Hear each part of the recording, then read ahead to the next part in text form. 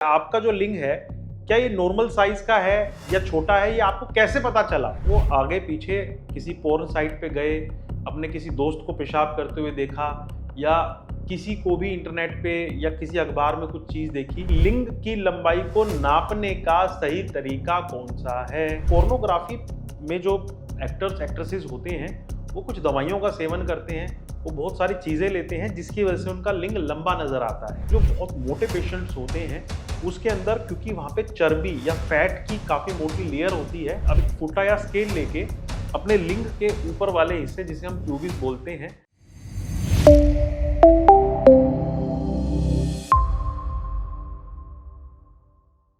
लिंग की नॉर्मल लंबाई कितनी होनी चाहिए? क्या मेरा लिंग साइज में छोटा तो नहीं है?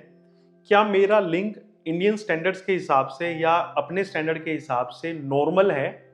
ये एक चिंता ऐसी है जो कि आजकल के नौजवान पुरुषों में बड़ी देखने को मिलती है। हमारे पास बहुत सारे पेशेंट्स आते हैं जो कि ये बोलते हैं कि सर, मुझे अपना लिंग का साइज छोटा लगता है, कोई दवाई बताइए, कोई ऑपरेशन बताइए जिससे मेरा लिंग लंबा हो जाए। तो ये ऐसी बातें करते हैं। मैं उनसे पूछता ये हूं कि आप ये बताइए कि आपका जो लिंग है क्या ये नॉर्मल साइज का है या छोटा है, ये आपको कैसे पता चला? या फिर आपको अपने लिंग को साइज देखने की क्या जरूरत पड़ी? क्या ऐसा कोई कंपटीशन थोड़ी चल रहा है कि लिंग के लंबाई मेरी कम है, ज्यादा है? आपने किसकी लंबाई को रेफरेंस माना है? ये सारे सवाल जब मैं उस पेशेंट से पूछता हूं तो कहीं ना कहीं सोच में पड़ जाते हैं, और लेकिन कोई जवाब उनके पास होता नहीं है।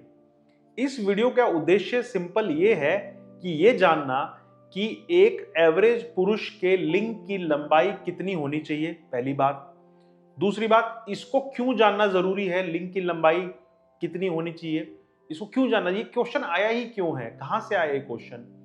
तीसरी बात कि लिंग की लंबाई को नापने का सही तरीका कौन सा है। आज हम बात करेंगे इन सब चीजों के बारे में। नमस्कार, मेरा नाम है डॉक्टर दीपांशु गुप्ता। मैं सीनियर यूरोलॉजिस्ट एंड्रोलॉजिस्ट हूं अल्फा मेल के साथ। चलिए शुरू करते हैं इस वीडियो को। देखिए, सबसे पहले चलिए एक बीच का सवाल ले लेते हैं कि इस लिंग की लंबाई को क्यों नापना पड़ रहा है हमें। देखिए, बहुत सारे पेशेंट्स, मेल पेशेंट्स, इस अवसाद का या इस एक डिप्रेशन का शिकार हो जाते हैं कि उनको लगता है कि उनका लिंग छोटा है, लंबाई में कम है। मैं एक बात आपको ये बता दूं कि 90 से 95% मर्दों के लिंग नॉर्मल साइज के होते हैं। वो बिल्कुल सही साइज के होते हैं। कोई 5 या 7% मरीजों में किसी बीमारी के चलते, किसी चोट के चलते उस लिंग का साइज छोटा हो सकता है। अब बात करते हैं कि लिंग को क्यों नापना पड़ता है। इसे नापना पड़ता है कि अगर कोई पेशेंट ऐसे हैं जिन्हें ये लगता है कि उनका लिंग छोटा है, तो भैया सबसे पहले उसे नाप तो लो।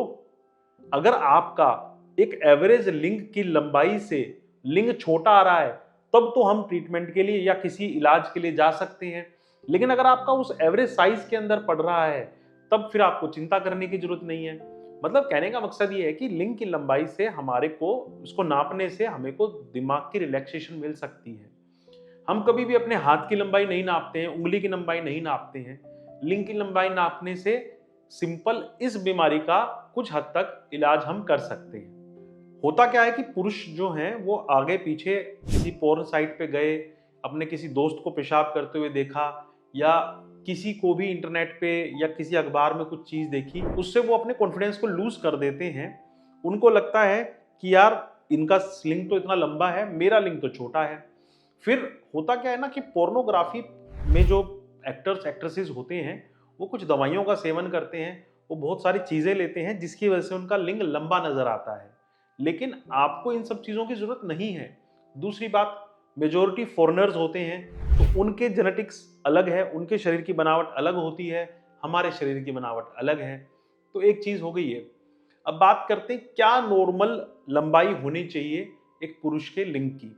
तो पुरुष के लिंग की लंबाई को हम दो कंडीशन में, दो अवस्था में नाप सकते हैं। एक अवस्था है कि जब लिंग बैठा हुआ है, मतलब फ्लैसिड स्टेट में है। दूसरा, जब लिंग तनाव में है, एक्साइटेड स्टेट में है, या टाइटनेस की फेज में है, तब हम उसे नाप सकते हैं।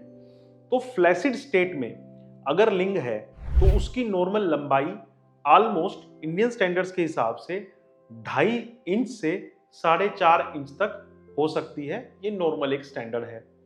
अगर इरेक्ट पोजीशन में है तो यही उसकी लंबाई 3.5 इंच भी नॉर्मल है और 6.5 इंच भी नॉर्मल है। मतलब 3.5 से लेके 6.5 इंच की लंबाई नॉर्मल है और वो अपने पार्टनर को पूरे तरीके से सेटिस्फाई कर पाएंगे जहां तक बात है लिंक की लंबाई की।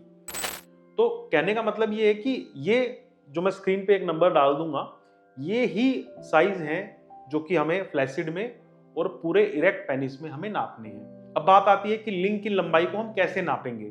तो उसके लिए आप एक जो फुटा या स्केल या इंची टेप ले सकते हैं जो घर में आराम से अवेलेबल होता है।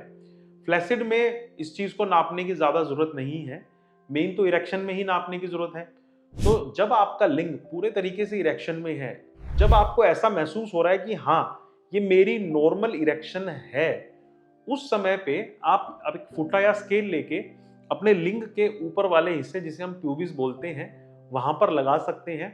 ऐसा नहीं करना है कि उस फुटे को आप बहुत ज्यादा अंदर तक डाल दें, स्किन के अंदर तक डाल दें, जिससे कि आप सोचें कि मेरी लंबाई बढ़ जाएगी। ऐसा करने की जरूरत नहीं है। हाँ, लेकिन जो बहुत मोटे पेशेंट्स होते हैं उसके अंदर क्योंकि वहां पे चर्बी या फैट की काफी मोटी लेयर होती है, तो इसलिए लिंग की जो लंबाई है वो थोड़ी छोटी आ सकती है। अगर वो अपने वेट को रिड्यूस करेंगे तो वो देखेंगे कि लिंग की लंबाई भी मेरी फैट की चर्बी कम होने से बढ़ गई है।